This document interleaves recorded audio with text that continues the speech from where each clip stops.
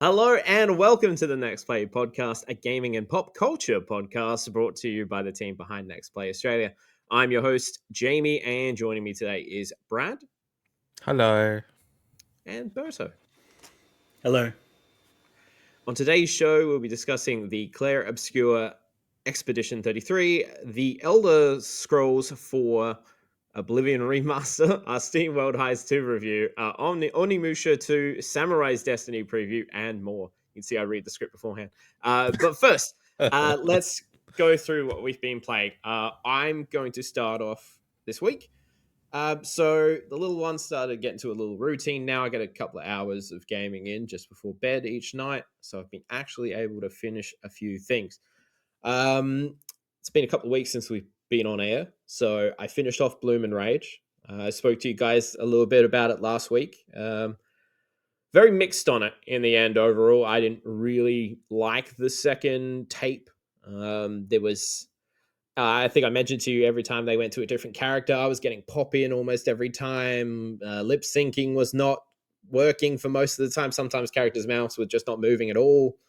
And a lot of the actual gameplay sections would just do 5 of the same thing or find 3 of the same things. And it was just really repetitive. And story-wise, I just found some of the character arcs just straight over my head. I couldn't realistically get involved, especially with the antagonists by the end of it. Brad, did you end up playing it? I know you said you were going to try. No, so I don't know if tape 1 did enough to get me invested in a second tape. So if you're a regular on the YouTube channel and you're still waiting for the second half of the Let's Play, Keep waiting. I don't know if you're gonna see it or not. We will see. Yeah, well, I wanted to finish it through because I already made so much effort trying to get the platinum, which I did get in the end. But yeah, I like these type of games. I love almost every Life is Strange entry that has been out.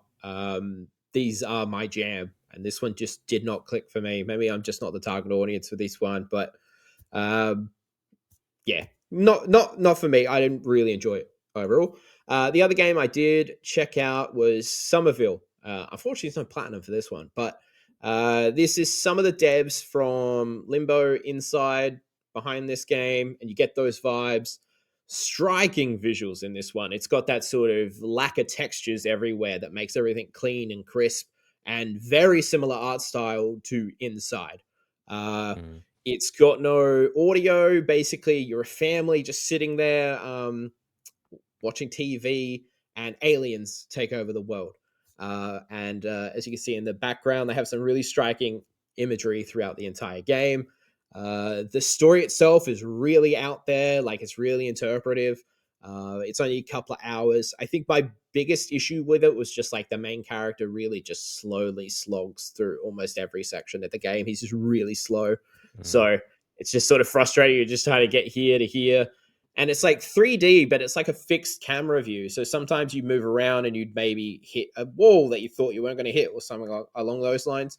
Overall, I enjoyed it, though. I'll probably give it around like an 8 out of 10. If you like Inside or you like a Limbo type thing, this is worth checking out, especially if you like something that maybe would be more sci-fi-esque. But yeah, it's fun, and the sound design in this is fantastic, and it uses the rumble in the controller so powerfully. It's all tied to sort of the abilities you have. But yeah, if you like Inside, you probably like this. I do recommend it. Only a couple of hours long. Brad, what have you been playing? More Final Fantasy 9, and basically the main 2 things I've been playing is the first Berserker Kazan. I almost forgot what it was called. That's the Souls-like game that came out recently. I am reviewing it, so I won't talk too much about it, but I am really enjoying it so far. I like it's almost like a cel-shaded art style mixed with like your traditional like Souls-like art style that you see in every Souls game. Combat's pretty good. I am playing it on easy, not which doesn't make the bosses easier. It just makes you slightly more stronger. So the bosses still have the same move sets, health, etc. But I think the protagonist's health you get a little bit more, and your attacks do a little bit more damage. So I'm not a Souls veteran. I'm really bad at Souls games, so I needed that easy mode, which is still quite difficult to be honest. So um, they should have just called it normal mode or less hard. I don't know. Yeah. Otherwise, Clair Obscur Expedition 33 has been a highlight for me in these past in the past week. It only came out like 5 days ago. We'll talk more about Clair Obscur a bit later in the show, but really loving how it's like I wasn't sure how like a Western approach to a JRPG would go.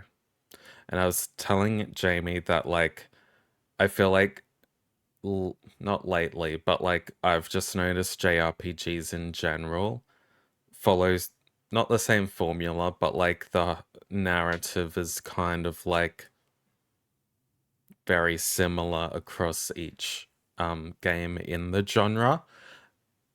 So it feels more not grounded because it's still like a very fantastical world that they live in, but it just feels different and it feels good and it feels right. I think we all love JRPGs in out of us three anyway. Yeah.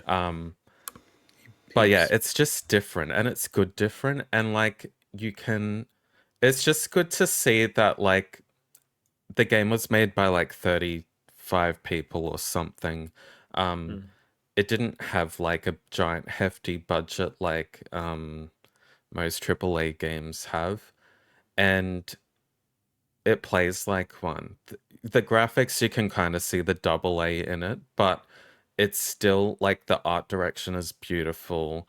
The environments are so beautiful as well. The story is like incredible. I almost wish they put out a demo with just the prologue in it, and I feel like that would have, I mean, it's already selling well, but that would grab so many people because that prologue is probably one of the best prologues I've ever played in a video game. It was so, it just grabbed me. And like when a game has a strong prologue like that, you just know it's going to be a good game. Like it has set the rest of the game up for success. I'm talking like prologues maybe as iconic as like The Last of Us. Um, I can't think of any of others off the top of my head, but it, yeah, it's fantastic. The combat is brilliant. We are going to talk about turn-based combat in general later in the show, so I'll leave that um, for later on. But yeah, brilliant.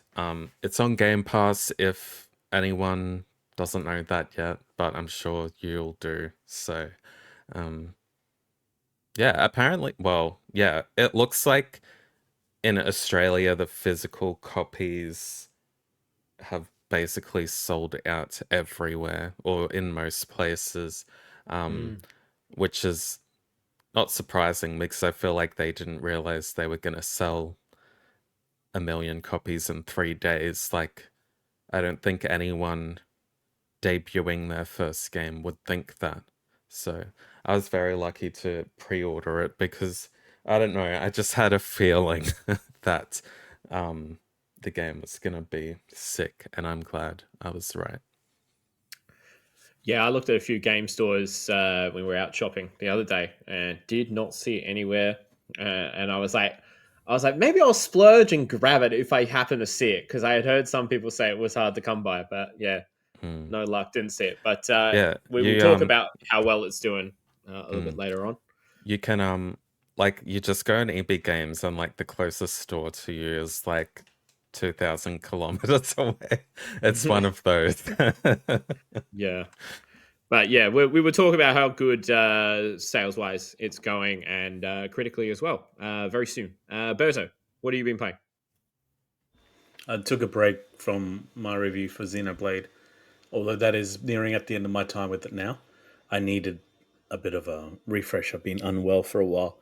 I downloaded Clair Obscur and I downloaded Blueprints and I downloaded Oblivion. All three thinking, oh yeah, I'll have a bit of time on the weekend to, you know, try all three. Unfortunately, I was addicted to just one and I was completely addicted to it. And that was Blueprints. And I think, Jesus Christ, what a fantastic video game. It's not what I expected at all. I had thought all I knew was that it was an indie game. All I knew is that it had Mm. extremely well reviews up until Clair Obscur decided to come along and smash everyone along with the highest reviewed game of the year.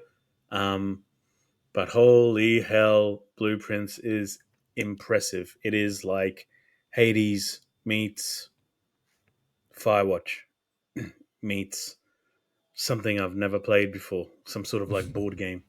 I can't really put into context how different it is. It is a roguelike puzzle game. And you basically need to get from one end to another in in the most simplest terms.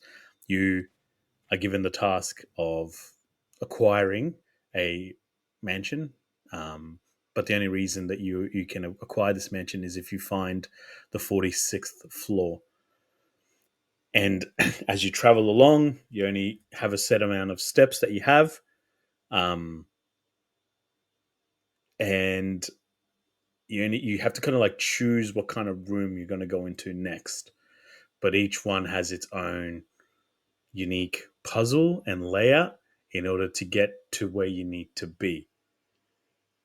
So there's like It a big sounds. underlying mystery, but at the same time, it's like, yeah, it's I can't. I've never played anything like it. I really haven't. I was gonna say, like, I keep hearing heaps about it, but I actually haven't seen any gameplay of it, so I can't even picture what the game is. Like, I even Um, read Nate's review too, and I still yeah. can't get in my head like what the game even is.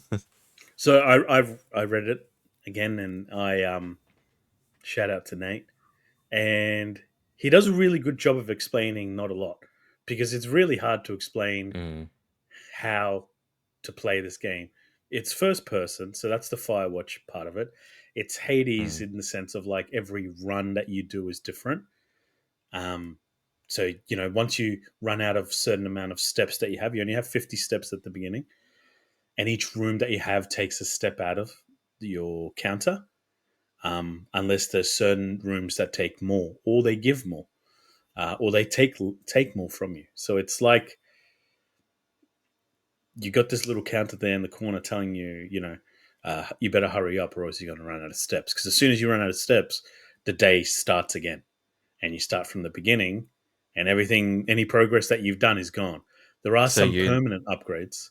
you need Yeah, to go to the 46th room you need to figure before you out. run out of steps.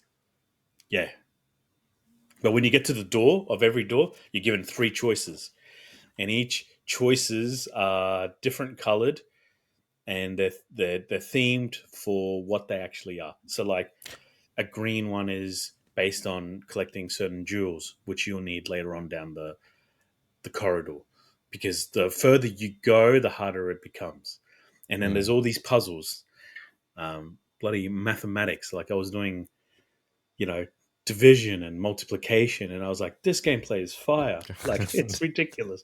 Um, but I loved it, and I think I've never been so addicted to anything in my time in a very very long time.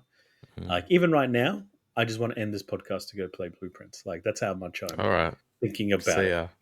So yeah. So anyway, that's my love for that game. For now, I have achieved a whole lot of nothing and a whole lot of everything at the same time. There's just so much to unpack. Um, I have another game which I've been playing, but I'll show that at the end of when we show off what we've bought recently. Yeah. And yeah, I didn't touch Claire. I wanted to, but I got addicted to Blueprints and I Oblivion. okay. I booted up. I will say, don't touch Clair Obscur until you're ready to commit to it, because that prologue just grabs you. You won't be Uh, able to do anything else.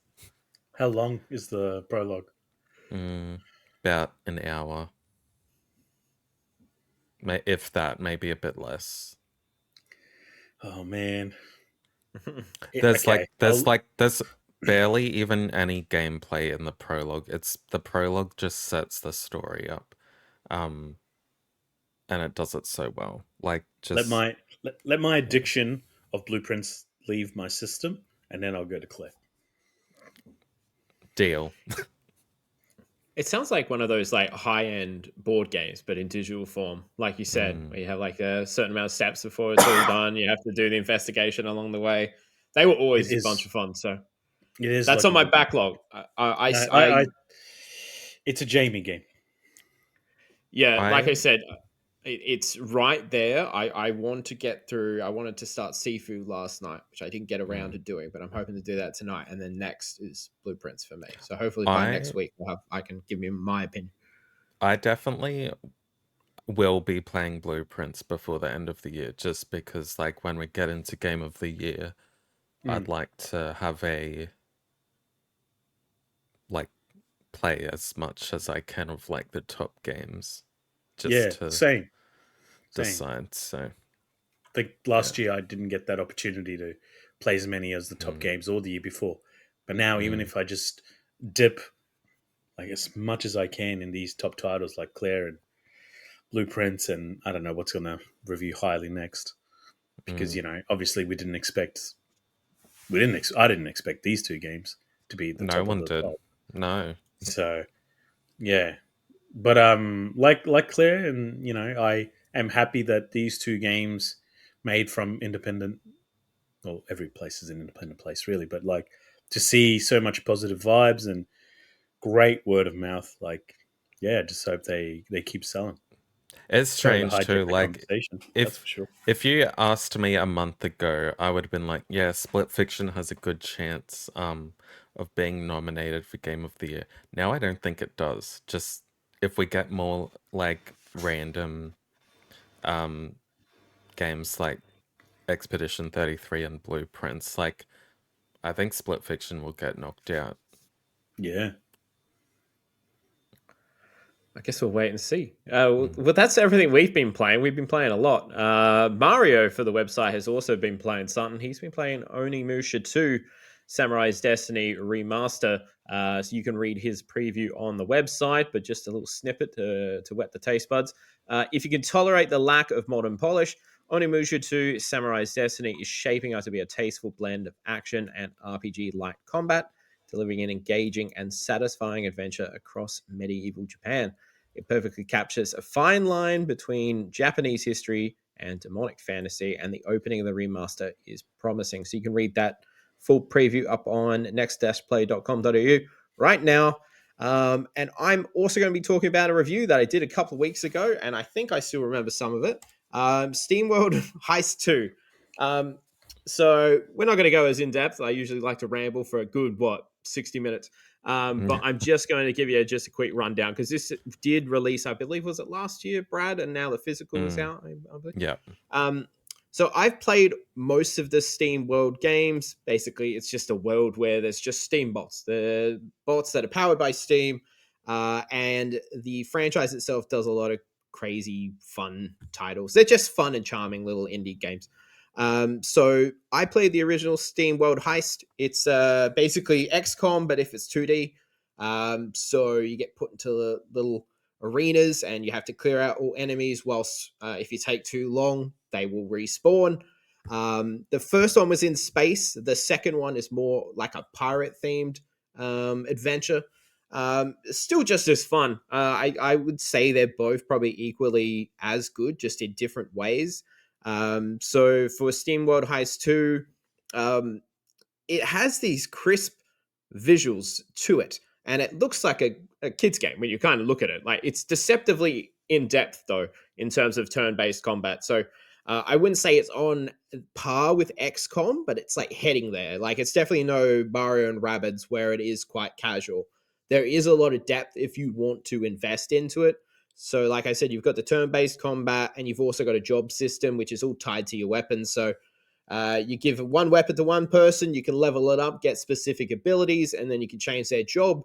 But the more you invest in each job, you can then sort of have carryover abilities. So, for example, the sniper will sort of give you a little arc of where the bullet's going to go so you can make sure you hit your targets.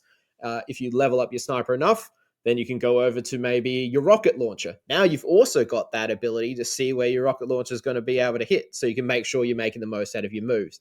And each job has like 5 different levels, a lot of different abilities that you can sort of add to each character, and it allows you to create this sort of like all-round utility player. But there's a lot of customization options for that. And like I said, there's 5 levels for each job and about 6 different ones. So there's heaps of abilities that you can sort of mix and match depending on what you want. So if you're looking for a good turn-based game, like, this is it. It's got some great customization options as well. You can even wear little crazy little hats if you want, which you can literally collect by shooting them off your enemies. So if you just get a right shot, you'll shoot the hat off, and then you can go and collect it and then take it back.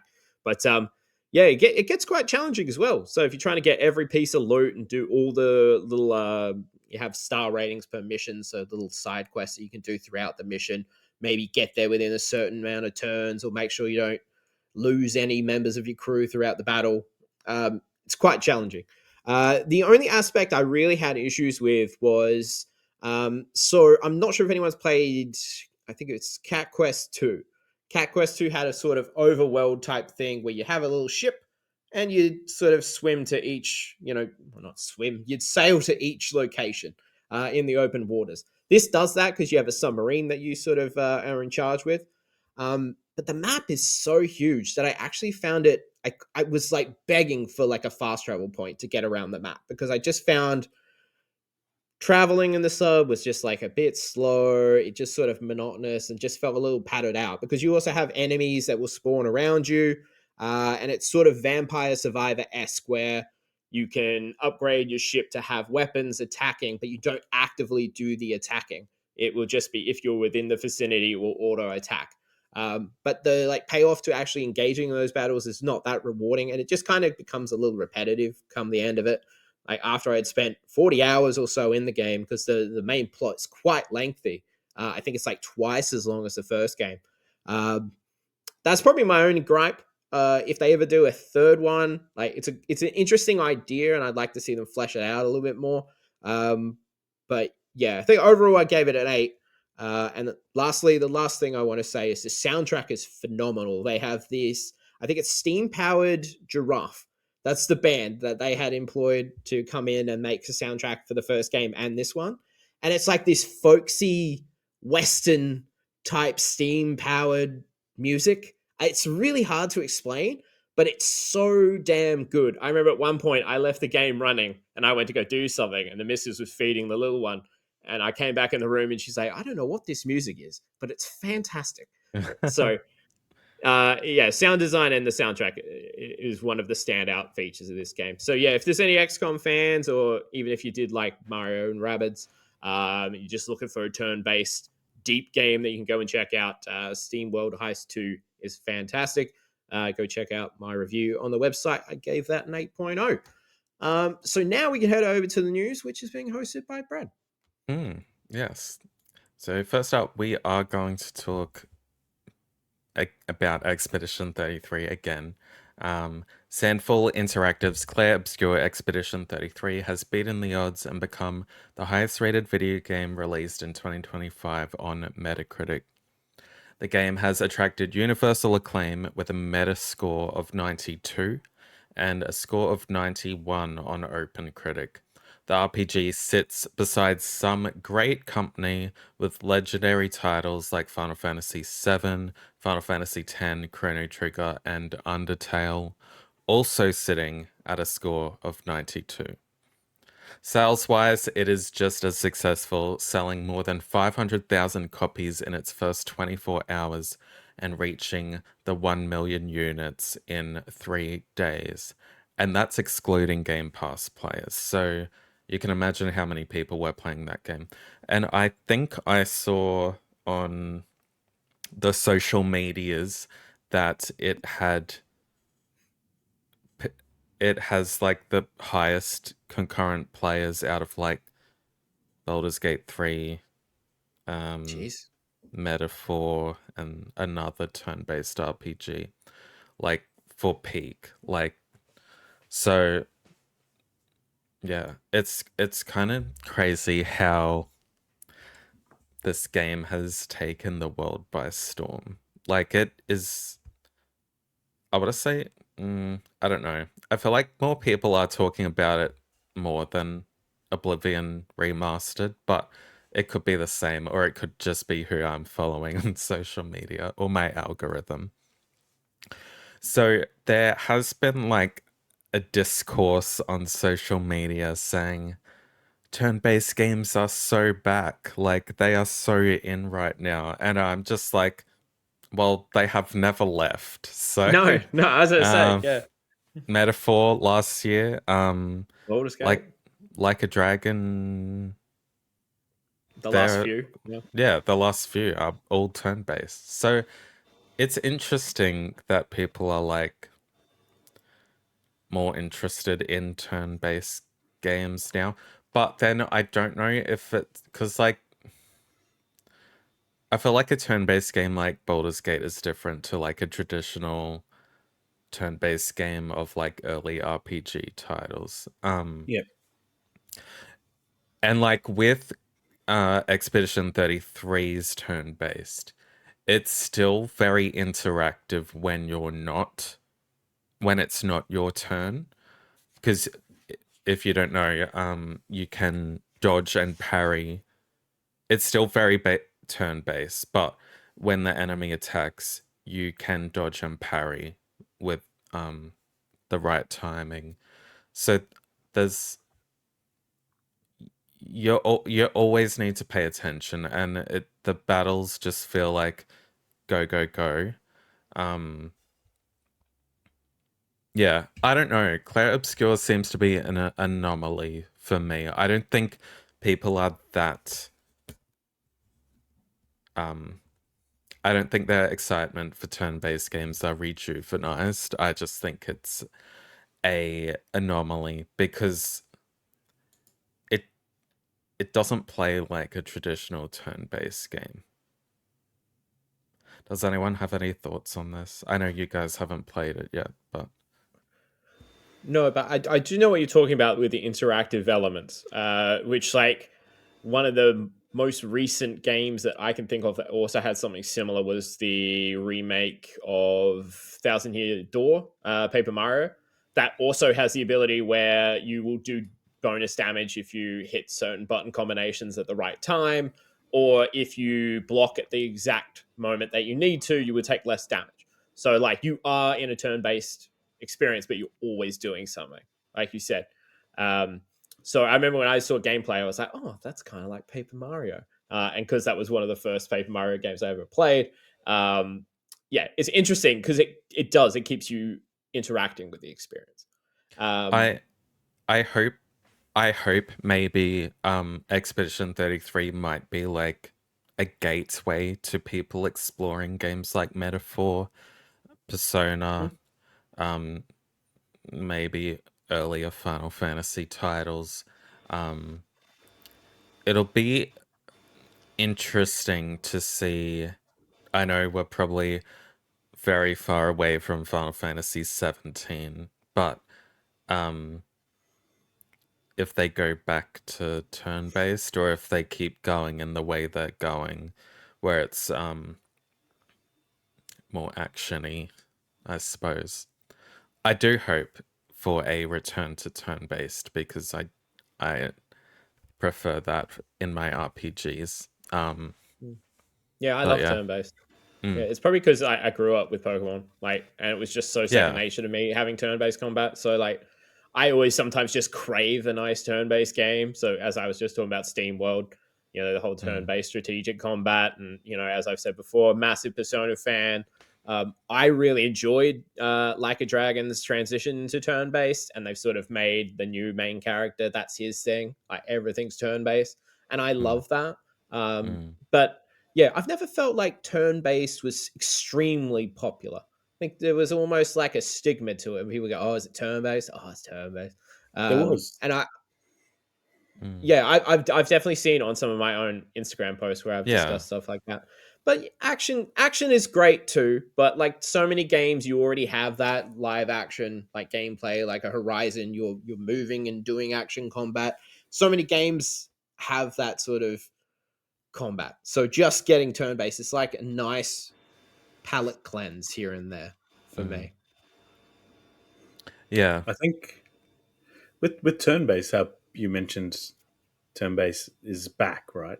It never left because we love JRPG, so we'll always find a way to our favorite style of gameplay. But I think what they meant, my assumption of it is like, let's do a bit of a history lesson. As soon as Final Fantasy X released, that was pretty much the end of a traditional turn-based Final Fantasy game. And ever since then, they've been experimenting to find what is the right thing for Final Fantasy. I think Rebirth and Remake are pretty. That's a really good battle system that suits them now. But I think with turn-based, why it was such a big turn-off was the fact that like you're playing Final Fantasy 9, and it takes a long time. Sometimes it takes a long time. Like it does. It actually does. like, and there are games that improve on it, and I know Expedition 33 is like, I've heard influences of like Lost Odyssey, which is like a 360 RPG, which is fantastic. It's a little bit more interactive, and that's the creator of Final Fantasy before he left after 10. And another one was Shadow Hearts, which is a PlayStation 2 JRPG as well, which is similar. Like, you press certain prompts just before you're about to get hit, so you kind of like dodge or, only get hit by 25% or 10% of the damage, to try to make it interactive. So I think what's happening with turn-based games now, specifically when Persona 5 had made it so stylish and interactive, I think it's back because it's evolved, because it's taken so long to evolve to a state where everyone's now influenced by older games that have tried to evolve the combat system, but they didn't sell well because everyone was so obsessed with action. And I think when Square made that divergence point of, from now on, Final Fantasy will never be turn based, all the hardcore fans, they kind of like tried to latch on to other games that were there. Yeah, you have the PC ones, which is different. I don't count Baldur's Gate as much as a turn based as our favorite JRPGs, but like, I think there's a lot to be said for that traditional format and the evolution of that combat gameplay, which I feel, from what I've seen, Expedition 33 and its influences, like it takes a lot of the best from the history to try to evolve it into something that could work. Yeah. I also feel like there's not a lot of turn-based games that are how do I say this? Like less fantasy, JRPG, anime type. They don't go out of the typical wheelhouse sort of thing. Yeah, Like it's I all can't recall any like sci-fi-esque ones off the top of my head, aside from maybe no. XCOM, but that's more tactical. That's kind of different. Yeah, I feel like a lot of turn-based games are kind of shun under the same light to some extent, where people just aren't interested in it. And yeah, Expedition 33 has like altered the traditional turn-based formula to make it less sit and wait for your turn type thing. So I mean, a smart move. I do hope we see more turn-based games because I don't know, I like the strategy behind it. Mm. I I feel in action games you can get bogged in. I mean, when I play action games, I just spam the dodge button a lot and um, Yeah. not really think about what I'm doing. And Mm. I like approaching battles, in particular boss battles, with a bit of strategy as well. So Yeah, rather it's more than methodical. Yeah. yeah, and like rather than relying on parrying and dodging attacks, which again I'm awful at. Um, yeah, it yeah, I don't know. Expedition 33, like it does have dodging and parrying, but like it's not always the end of the world if you stuff up. Like you can see in my gameplay on the YouTube channel, like I am awful at dodging and parrying. But I've beaten some pretty tough bosses so far, so yeah. I think just to round off what you said, as we move on, like with turn based, like the top sellers of JRPGs or RPGs in general are still turn based. Like Persona, Mm, Yakuza's turn based, right? And mm, then you got Dragon Quest, which sells like crazy in mm, Japan, turn based. So yeah. like it's still there. It's just I think Final Fantasy was the number one of all, Mm, JRPGs. But now there's so many that have taken its place and its position, in my opinion. Like I still love Final Fantasy, always will, but you know, you can't go past these other franchises now that have just truly owned their identity and created fantastic games in the most recent iterations. mm, yeah. Well, it'll be interesting to see how this discourse turns out. Will we see more turn-based games in the next few years? Will people Buy forget them. about well, yeah, will people like forget that they were saying turn-based is so back and then just not support any future ones? Um, Mm. we'll see. We'll see. Uh, Probably an old bit of news that we probably don't need to spend too much time on because I feel like literally everyone and their monkey knows about it now. I want a But that, monkey. yeah, yeah. Bethesda has stealth dropped Elder Scrolls 4 Oblivion Remastered during a presentation. Oblivion Remastered is a total remaster with many quality of life improvements. Bethesda aimed to rebuild the game for a new generation while staying true to what players loved about it. With the help of Paris studio Virtuous, it's undeniable just how good the graphics look too. In the presentation, they detailed the level of depth they've gone to upgrade the game. It's now powered by Unreal Engine 5 with 4K resolution, 60 frames per second, and boasts updated textures and world refinement to make the most of the new hardware boost. Everything from re-recorded character dialogue to new animations for spells and weapons has been seen in this new edition. Um, well, I know you guys haven't played it, so I'm not gonna ask. Can you remind me, Berto, have you played Mm. Oblivion?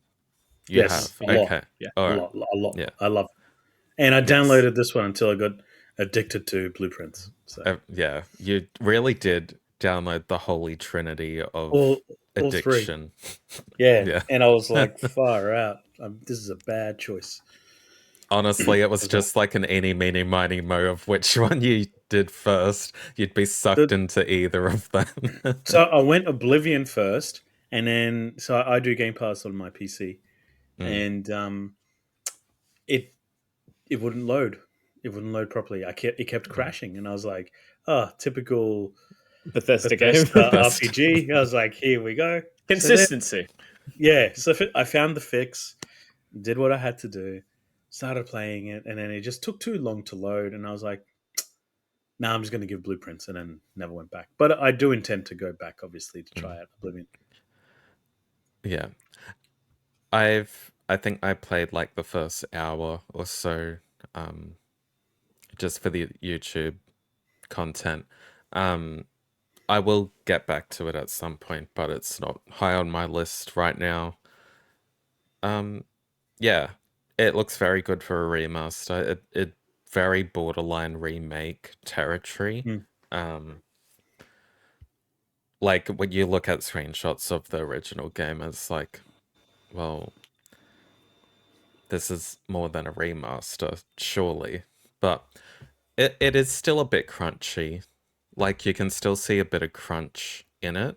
So like I'm glad they didn't title it a remake because I think some people would have been upset by that. Mm. But yeah, that's good for Bethesda.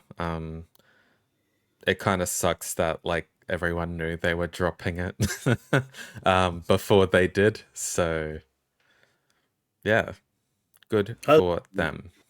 highly recommend it, especially like when you get to the guilds. I remembered because I was watching a bit of Oblivion videos, trying to get myself into it. But Pumped. Yeah. yeah, the guilds in particular, I think it's the Thief and I think it's the Dark Brotherhood quest Mm. lines. They are phenomenal. Like they are their own game basically. I strongly recommend that you do those if you can. Just and see them to the end. They're so good. They're so well written. Heaps of twist and turn. But yeah, I'm really glad that everyone's enjoying Oblivion. I have heard rumors of something similar with Fallout 3, but that's just a rumor. Mm. We'll see. Yeah, I've Okay. seen that. Yeah. I do have one question about the game. Mm. How the hell does lockpicking work? I could not figure it out. It Easy. doesn't tell you. Easy. No, it isn't. I press every button and nothing worked.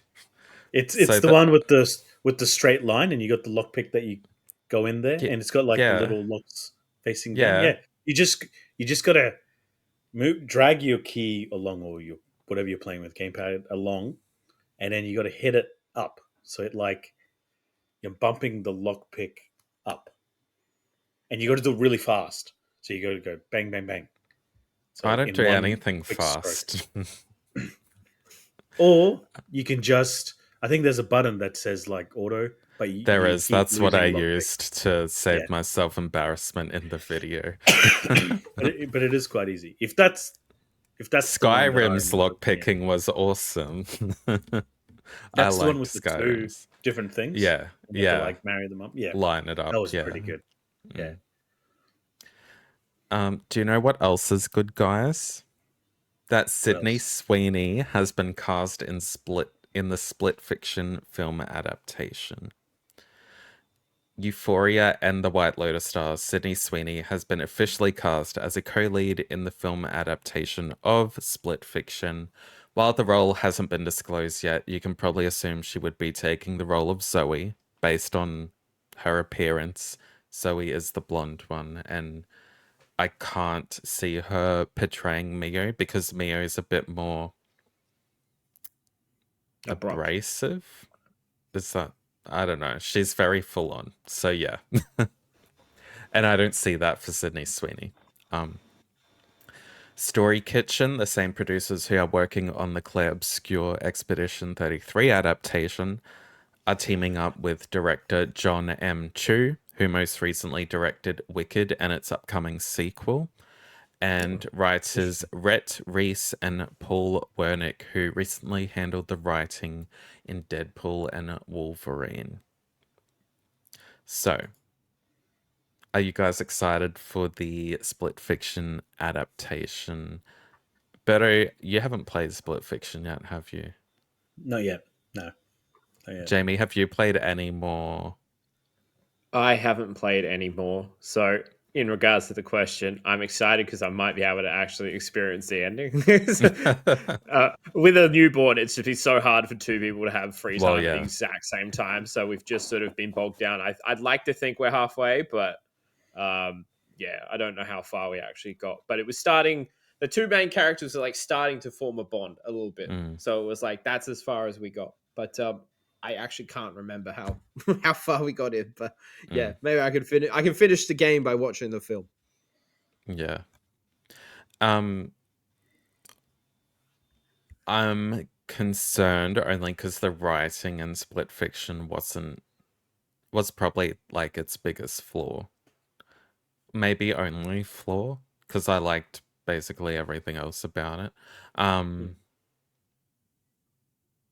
Yeah. I don't know. It's hard because Deadpool and Wolverine, I did enjoy that, but I know a lot of people didn't. But then I'm thinking, like, are people just shitting on Marvel just because they want to? I don't know. Like, you guys have I seen shit on that Marvel, movie? 100%. Yeah, but I'm one of those trolls at the same time. So, what did you think of Deadpool and Wolverine's writing? I thought it Writing was fine. specifically, It was nothing's serviceable. Like, it yeah, was nothing. okay. No, nothing stands out at the top of my head when I think of writing. I think it was a fine film. I enjoyed it. I've seen it twice now, and I Mm. had a fun time. But I don't see it winning any awards for its witty dialogue. So I do get Yeah. what you mean, though. In the games, yeah, the characters are a bit. I don't know. It's hard to put my finger on how they're written. Real, almost one dimensional.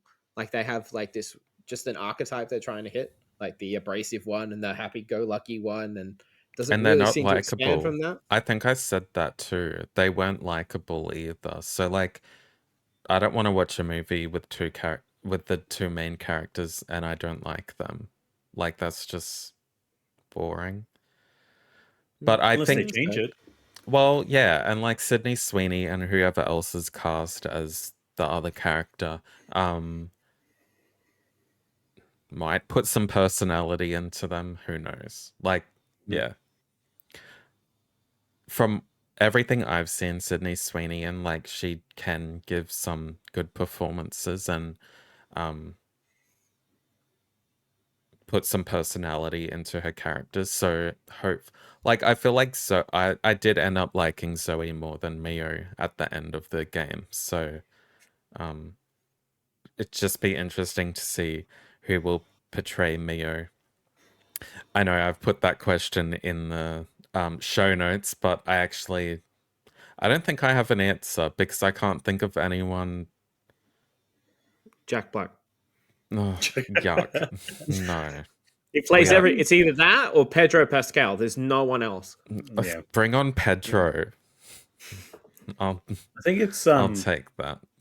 I will say about Split Fiction, it's insane how quickly it's been cast That's what I to thought too.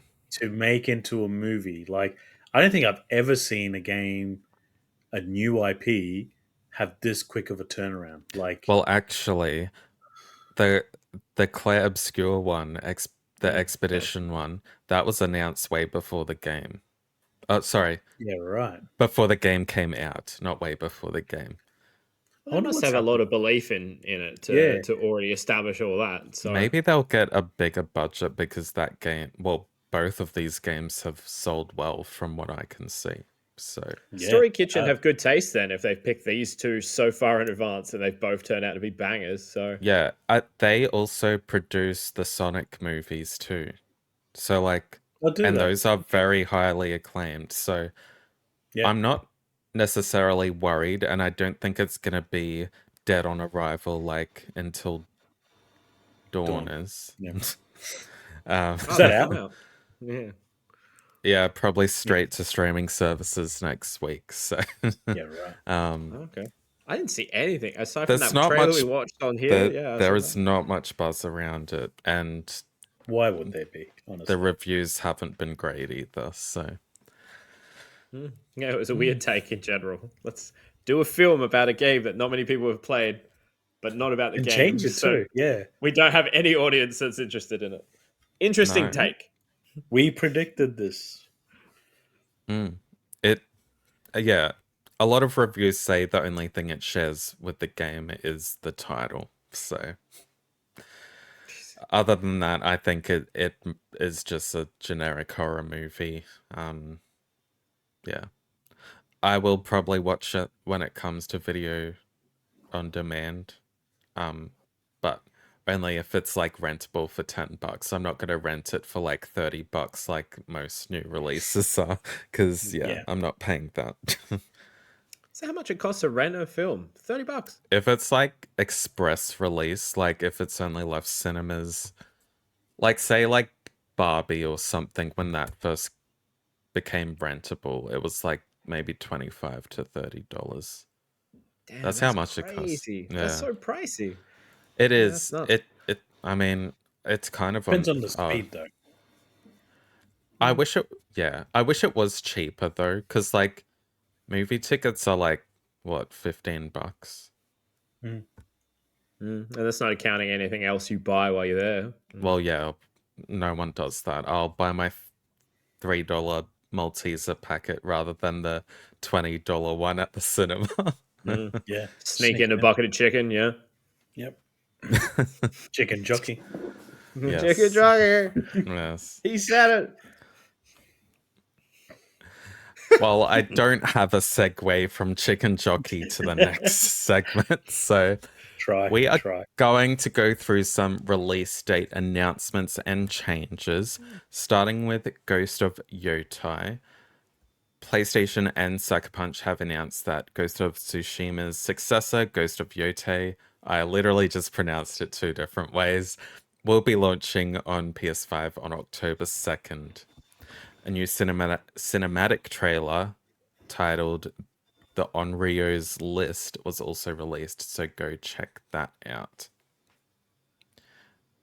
I'll just go through all of these, and unless you have something to say now. I was just going to bring up.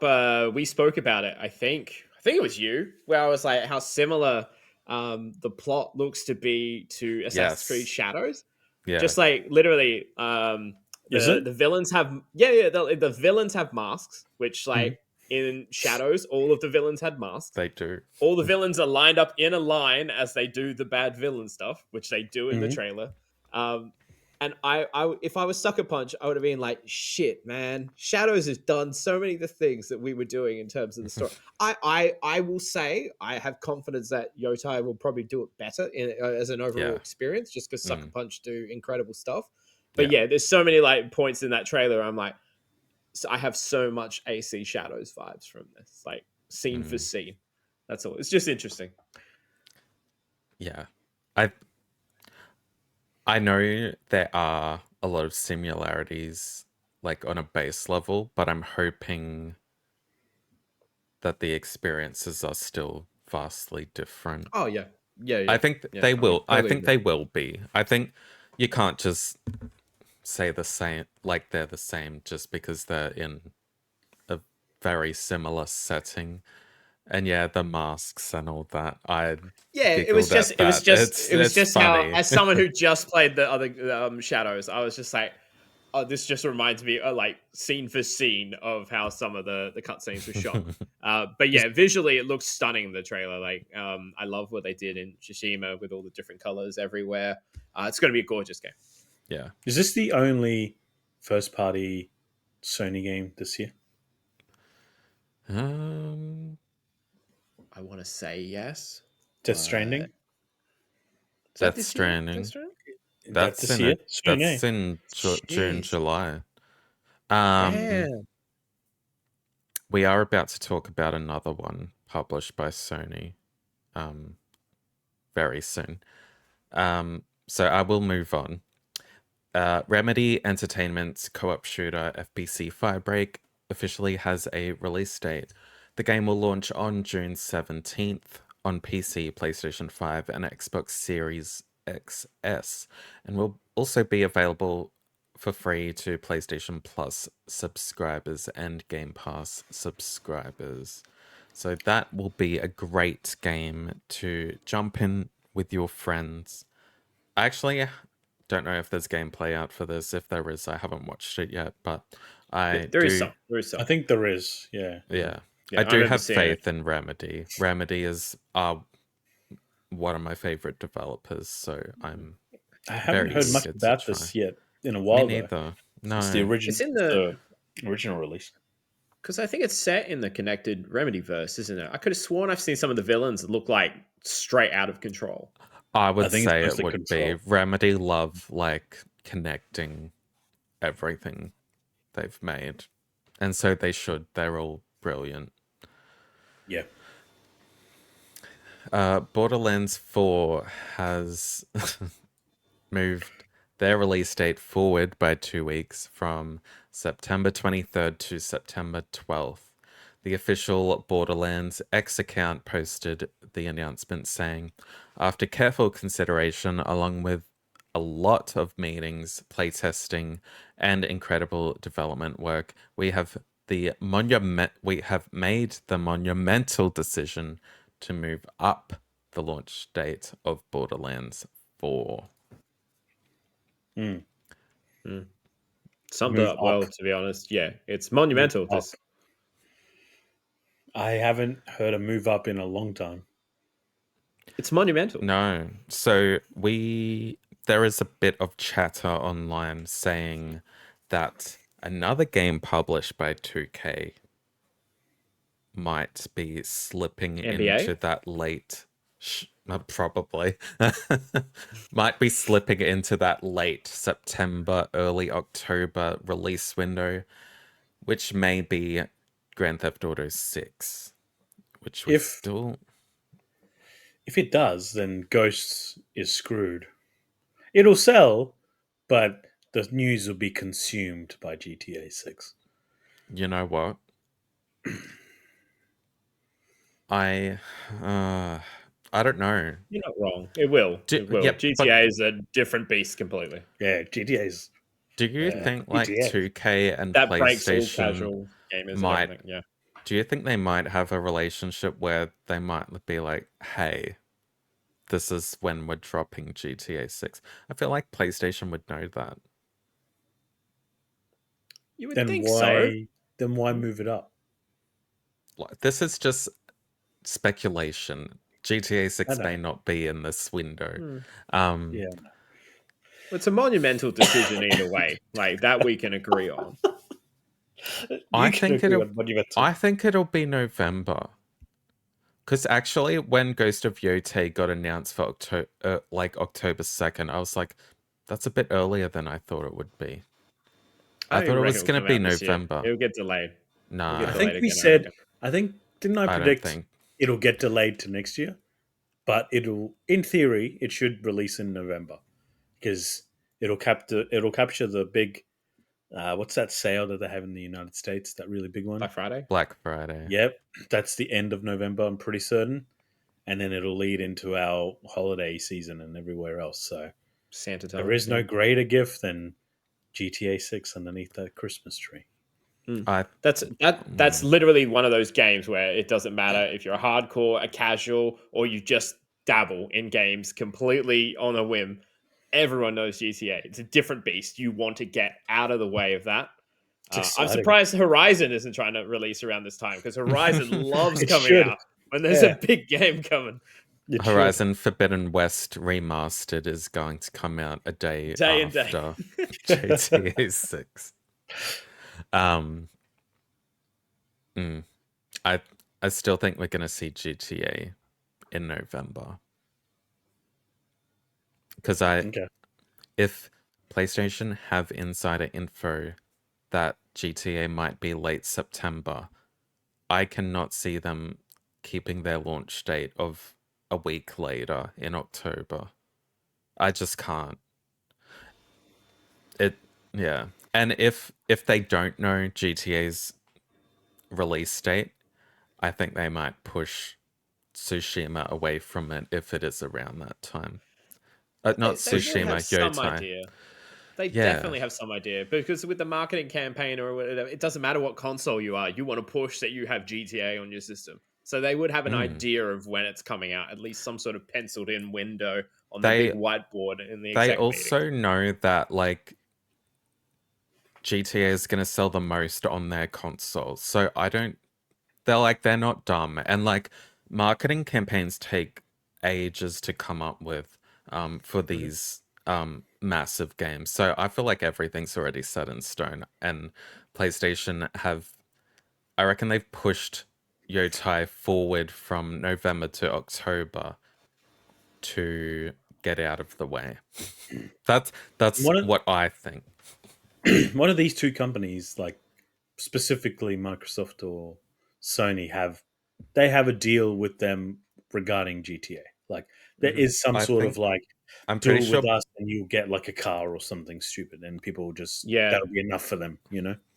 Or like just a splash at the end of the trailers where it's like either the PlayStation logo or the Xbox I think logo. Like one of GTA them's 5 had paying a bunch of money PlayStation for that. 5.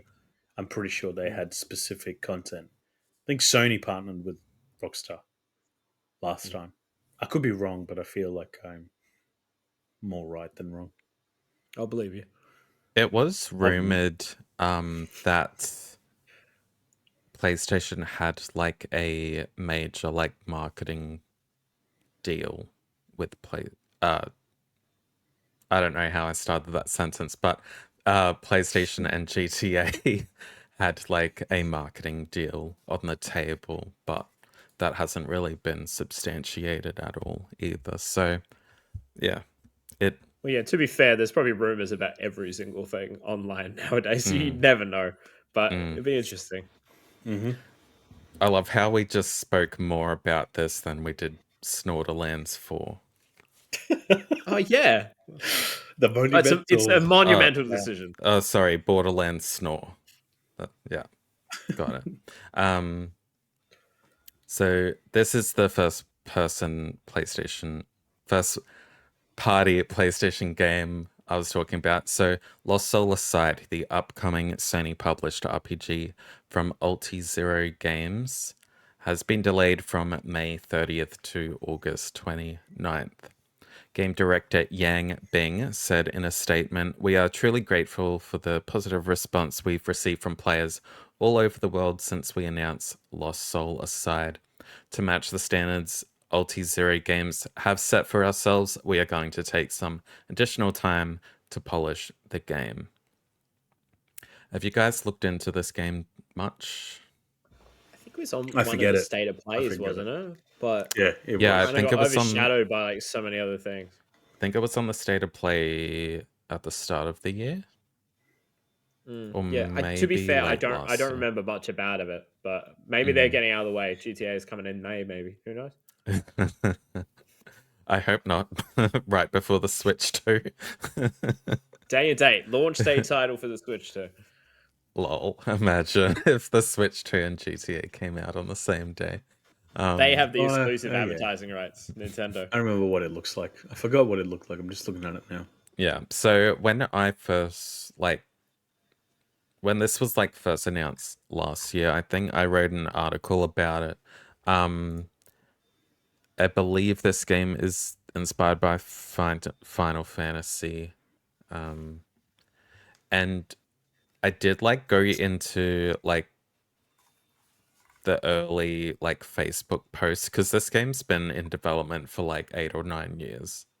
Wow. Oh, jeez. And for a long time it was just, I want to say it was just a solo dev or just a very, very small team until Sony took them under their wing. And yeah, just seeing all the very, very early posts in the first year or two about how excited they are to be making this game that they've had in their minds for ages. It's very wholesome, and it gave me a soft spot for this game, because I could see how much work and how much this game Passion. meant to them. Yeah, passion. And I also like RPGs and love Final Fantasy, obviously, so this was going to be a game I was going to check out regardless. So a bit bummed it's coming a bit later, but also would love for them to polish it a bit more. Anyone have any additional thoughts on any of these dates? No, I mean, with Lost Soul Aside, just quickly, it gives me Stellar Blade. You know how Sony backed that one? Yeah. And then it became a bit of a sleeper hit. Like, I think they see something in this one too. So, and is it a Korean developer? I think it is. I believe so. Yeah, and that is a huge emerging market. I've noticed as well. That's probably a conversation for another day. Really. Yeah, it's exciting. I'll just say quickly, just because I did notice it on the YouTube when we did kind of skip over Snorterland Snore. I do think the state of play for the deep dive is either happening tomorrow morning Oh or yeah, as of sorry, it recording. is. Yeah, I Yeah. did see that on my YouTube feed Is it saying it was actually? upcoming. Yeah. So, um, I would love to come on next week's show and go as a big fan of the series who has played all the games, including the pre-sequel. Going, I've changed my mind. I'm back on board. But 3 just felt so by the numbers that it just took all the excitement out of it. It's like how I feel about some of the Far Cry titles nowadays, where I feel like it's just the same game. It looks a little bit better, but not enough to really justify its existence because it's just repeating the formula. I'd love to come next week and go, I feel completely different about it, but I'm not going to hold my breath on that. Yeah. We'll see. Like You know. like we joke, Monumental. but yes, we joke, but like I do hope it's different enough to gain my interest, because I felt like I really liked Borderlands 2, and when I played Borderlands phenomenal. when I played Borderlands 3, I was like, I just wasn't into it. I was like, oh, this is just the Yeah, same. same. It was missing Yeah. something. Yeah. Especially when you go from an iconic villain as Handsome Jack. Like, Yeah. he was such a brilliant character that he was almost like single-handedly made that game so iconic. And then you go into the next villains. I can't even remember their names. I remember it was they were like siblings, and it was like Yeah. 2 young kids. And I don't remember them at all. And that sort of speaks to that experience for me. Like, I have played the series from the first game, the pre-sequel, got the platinum in 2.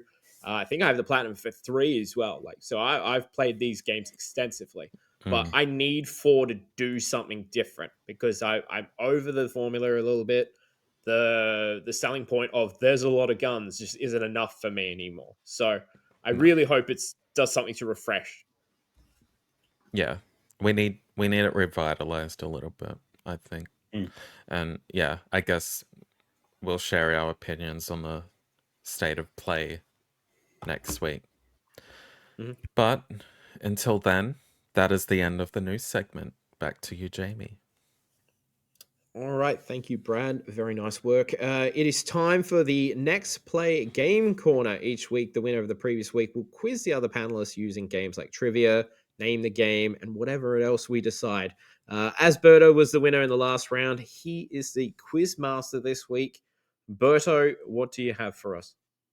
So I'll just be reading some Wikipedia, I guess, information regarding the 3. I have 4 games here just in case it goes to a tiebreaker. And what I'm going to try to do is I'm going to try to skip off a lot of it so it sounds quite vague, just so you can kind of guess what it is. Yeah, There'll you be a don't lot of want to things give that it are away. redacted. No. So there's a lot of things like I'm looking at it now, and it's going to be a bit of a minefield for me to kind of redact as much as I can. So bear with me as I go through it. But I'll start it off. I'll say whatever it is, and as we go on, you say your name, and then you say the game. Yep. You say your name's the buzzer. And just the first one that gets it gets the point. That's it. It's that simple. It is. So let's start with some super 80s easy. games. Yeah. All right. Shall we start? Yeah, Go we're for it. ready. The floor is yours. So I'll just say blank if it's redacted. Yeah. All right. It's funny because it starts off with blank, known as blank in Japan, Australia, and Europe, is a 2013 action-adventure video game developed by Next Level Games and published by Nintendo. It is the second installment in the blank series.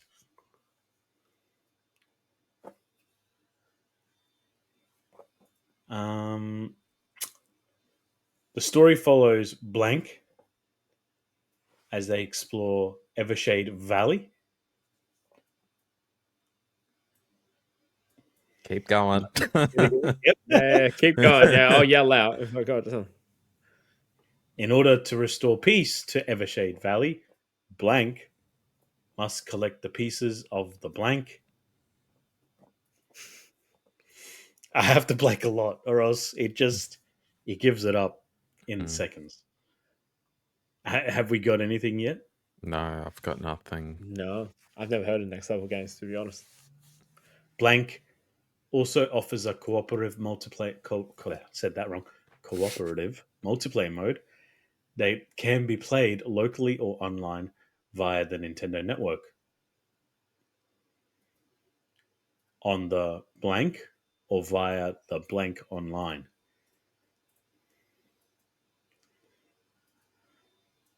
Keep going. Crickets. I reckon. I think I know what it is, but I'm just waiting for more information. Take a guess, Sam. Go. Take a guess. Blank No, was I announced at E3 2011, with further details revealed throughout 2012. When the game was delayed into maybe 2013 not. because it was monumental, Nintendo decided to promote the game as part of blank, with additional blank themed games and merchandise announced for the character's anniversary. Blank released in Japan on March 20th, 2013, with other regional releases later that same month. The game received generally positive reviews from critics, praising its graphics, world building, and new features, while also attracting criticism for its mission based structure and lack of checkpoints.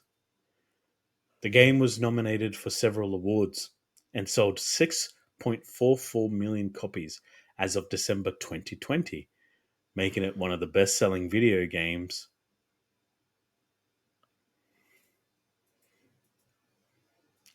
An arcade cabinet based on Blank's assets, titled Blank Arcade, was released to arcades worldwide on June 18, 2015. My mind is blank. Yeah. It's because I started off with a blank and you guys went, yep, see ya. Yeah. Yeah. That was it. A third entry in the series, titled Blank 3, was released worldwide on October 31, 2019 for the Nintendo Switch. So I'll start to unblank a few of my Brad. words. Right. Oh, damn it. Yep. Is it Xenoblade Chronicles 2? No. Jamie. Yep. Pikmin 2? No. So confident. A remaster titled Blank HD was released on the Nintendo Switch on June 27, 24. Jamie. Brad. You go, Jamie. Luigi's Mansion 2? Dark Moon? Well, which one? Well, that's the sequel, Dark Moon, isn't it? Is it? I believe so. Yeah, you're right. Yeah, it was Luigi's. called two different. It was two different ones, but you had to stick to one, I suppose. But you said it correctly the second time. Yeah, I remember I played that post knee surgery. I didn't know the developer at all. That's why I was so confused. I think that threw me. I bloody reviewed that remaster. Yeah, you did. I don't know if it was the same developer, though. If it was, that's embarrassing for me. Okay, we'll try it again. Again, it starts off with a blank. Sorry, guys. Okay. Blank is a real-time strategy video game developed by Ensemble Studios and published by Microsoft Game Studios for the Xbox 360 video game console. It was released in Australia on February 26, 2009, in Europe on February 27, and in North America on March 3rd. Jamie, The game is... Yep. Halo Wars? Yes. What? Nice. Oh. Smashing it. Heard Ensemble Studios, and I was like, oh, I'm pretty sure. If it was going to be, it was like Halo Wars 2, and I set up for him, I would have lost my damn mind. I've never heard of Fun game. Ensemble. Sorry. You're probably not going to hear of this one then. Or maybe I should change this one. Yeah, I'm going to change it. Well, Jamie's won, so this one's for no points, so it doesn't matter. Let's clean sweep it. Let's go. Let's embarrass the boss. You should get this pretty quickly. I think Jamie might more. Jamie, last of us. Okay. Blank is a 1997. Oh, Good year, that one. I was Pros won the 3. final. But you've played it, I reckon. Is a 1997 light gun shooter video game developed and published by Namco for arcades. Brad, Time Crisis. I don't know. It could be Time Crisis. Which one? 2. Yeah. Nice. I Time Crisis freaking 2. loved that game. And what was Yeah, the other you one? just said you Point did. Blank. Yeah, Point Blank. I've only played the cabinets. I don't actually play it on like a TV at home. Time Crisis 2 is awesome. It's the best. Well, can you just do the 4th game now? Let's go. It's fun. Okay.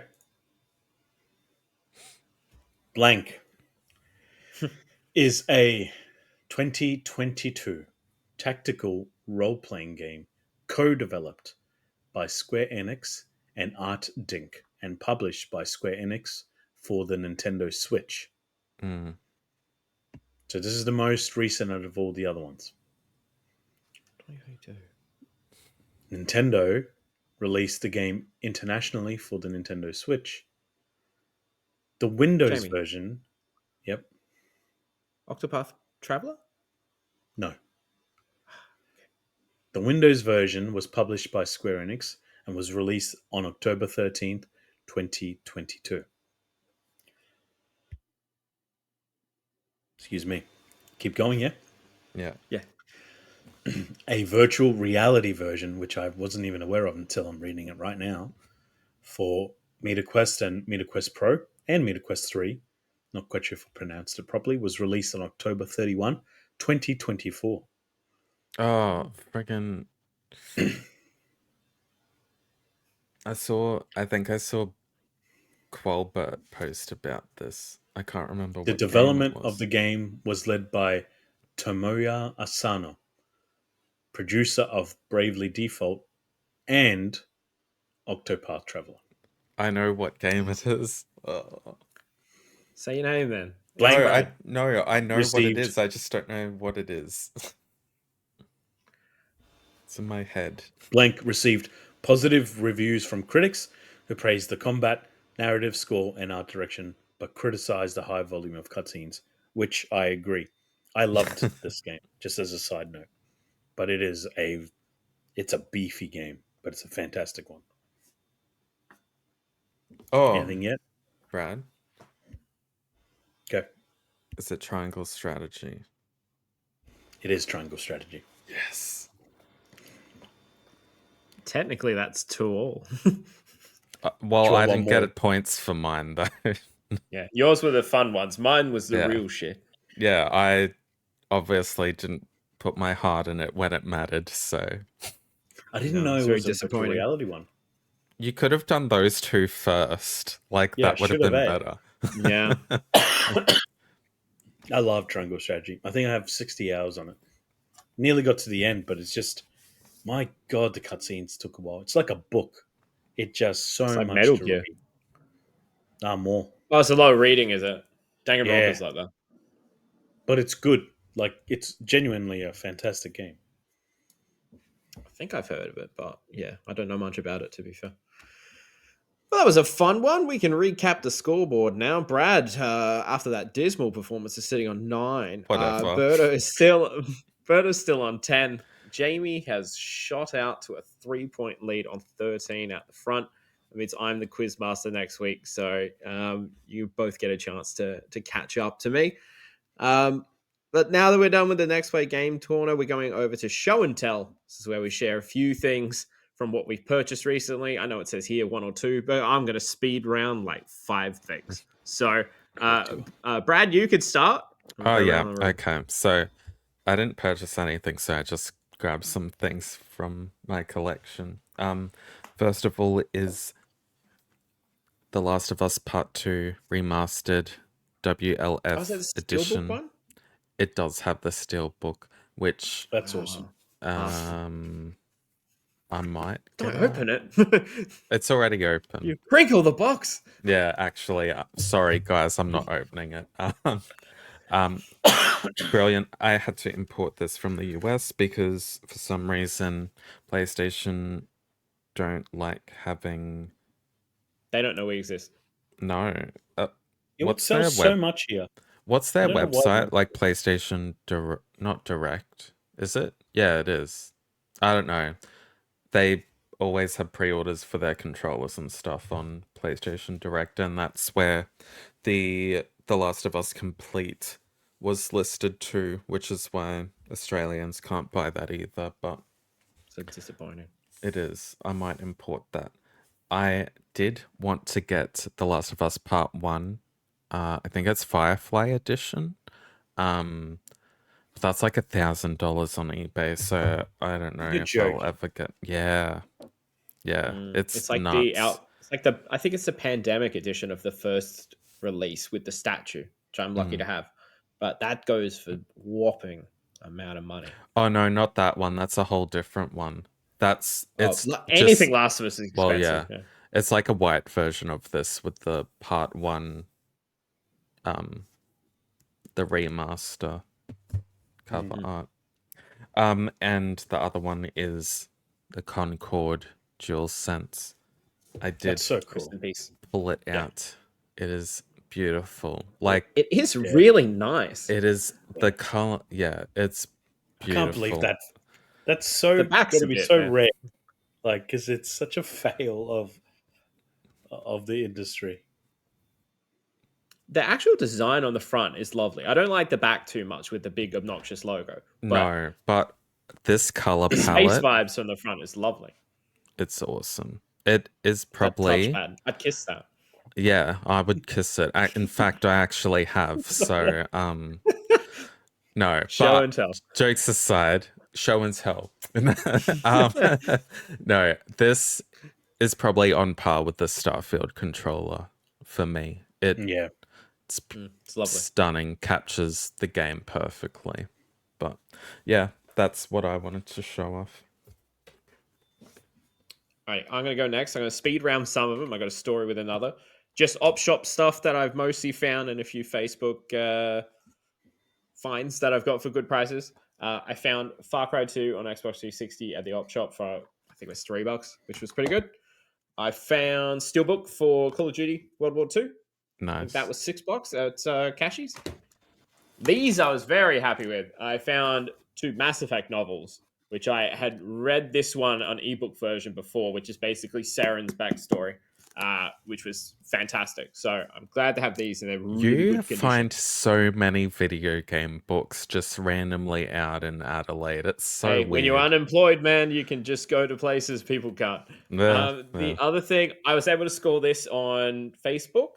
$5 for Dark Souls 3, was it? Yeah. Dark Souls 3 Steelbook. And I don't know where I put it, but I also managed to score the Red Dead Redemption 2 Steelbook for $5 as well. So that's a steal. The one thing, it actually was. I felt guilty paying that much for it. The one thing I wanted to just mention story-wise was my birthday was recently. I tried to get the Yakuza Like a Dragon Steelbook from JB, used my birthday JB members voucher or whatever on it. I got sent a blank cover Xbox game saying no disc. No sleeve. After going back and forwards, I got refunded the money because it was not the version I had ordered, and they gave me a voucher back. But a shout out to Craigo Collects on Facebook. Not Facebook, Instagram, sorry.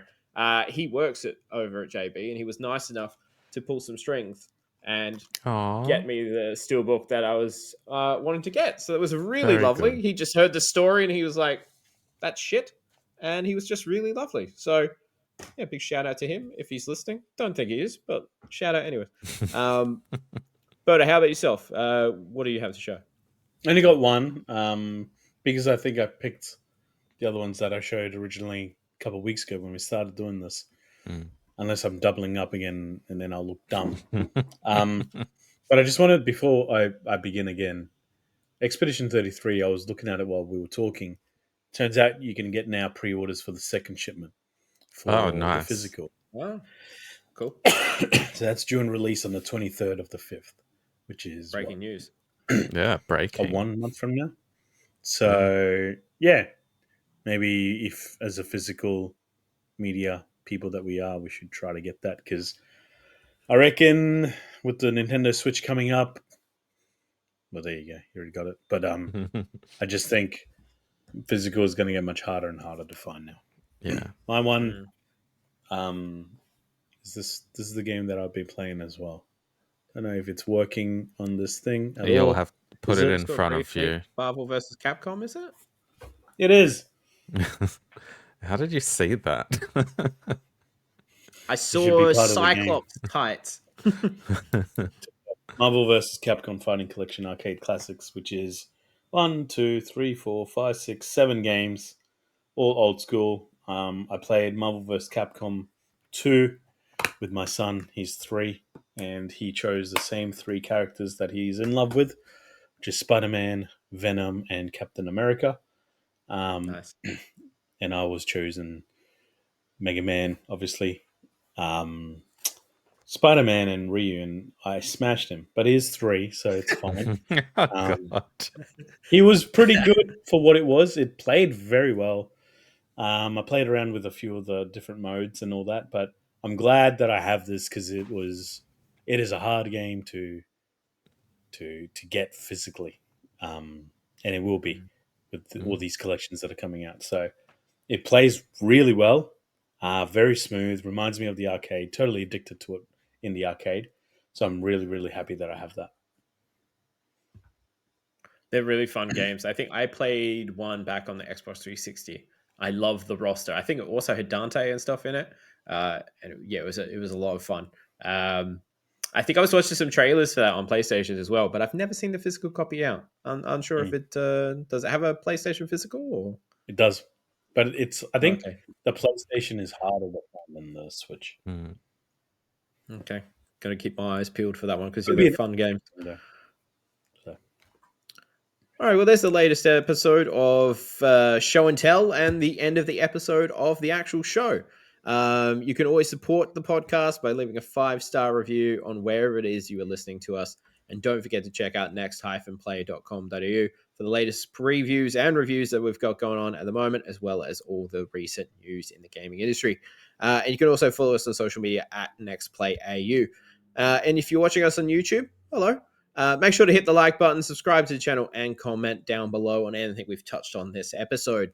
I've been your host, Jamie, and you can find me mostly on Instagram, JamieX66. And joining me today has been Brad. You can find me everywhere at Brad_EXP or on Blue Sky, Brad Goodwin.